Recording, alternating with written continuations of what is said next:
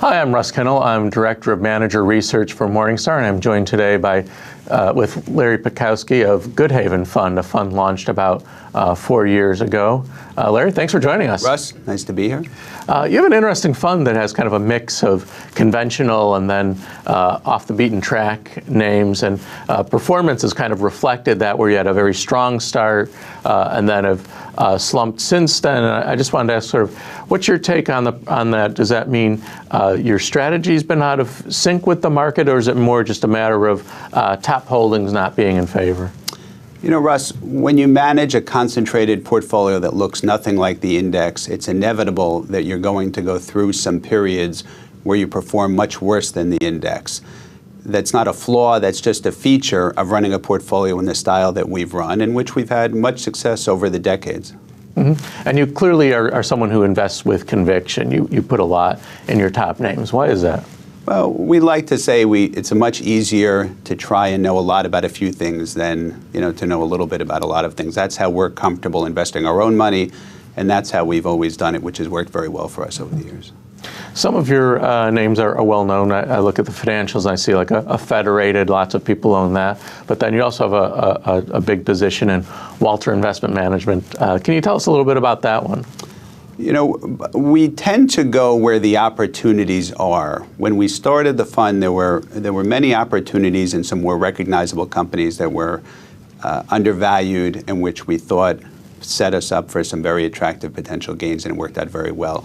Over the last year and a half or so, we found opportunities in some companies that are not really household names. Walter Investment Management, which we've made a much bigger holding recently, is one of them. They are a special mortgage servicer.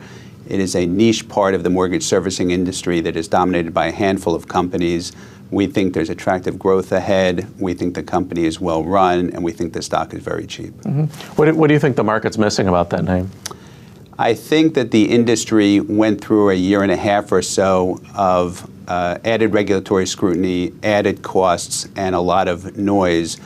And we think all of those things are now headed in the right direction. And we think Walter, in the first quarter of this year, really cleared up a lot of questions, both about the future direction of costs, both about some minor regulatory things they needed to clear up. And they're now also raising money for an outside capital vehicle called WCO, which we think will enable them to grow in a much more profitable way going forward. Mm-hmm. One of the reasons the fund's underperformed, you've got some natural resource names, which of course are about the least popular names out there right now. You've got WPX Energy, Barrick Gold. What's the thinking on names like those? You know, we're always attracted to areas that are unpopular and out of favor. In the beginning of the fund's life, major holdings were Hewlett-Packard when it was out of favor, Microsoft when it was in the mid-20s, when everybody called it dead money, and how are they ever going to compete against Google or Apple.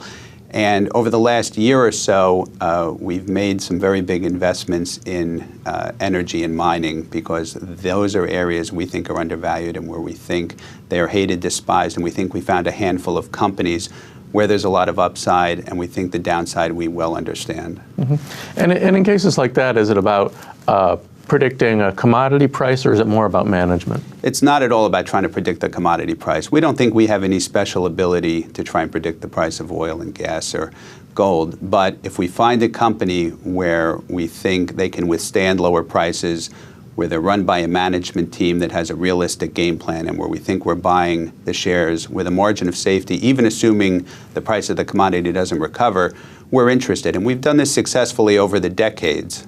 Mm-hmm. And I want to go back to the topic of the volatility and returns. What do you think that means if I'm an investor in a fund like this? What should my time horizon be? How do I look at those year-to-year returns as well as the long term?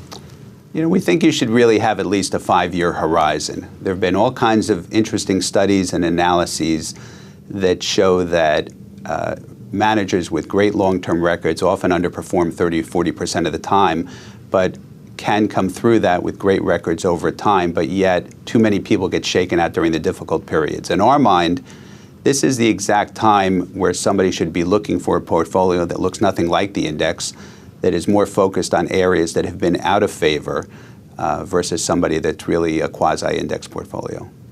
Larry, thanks for joining us. Russ, nice to be here. Thank you. I'm Russ Kennel.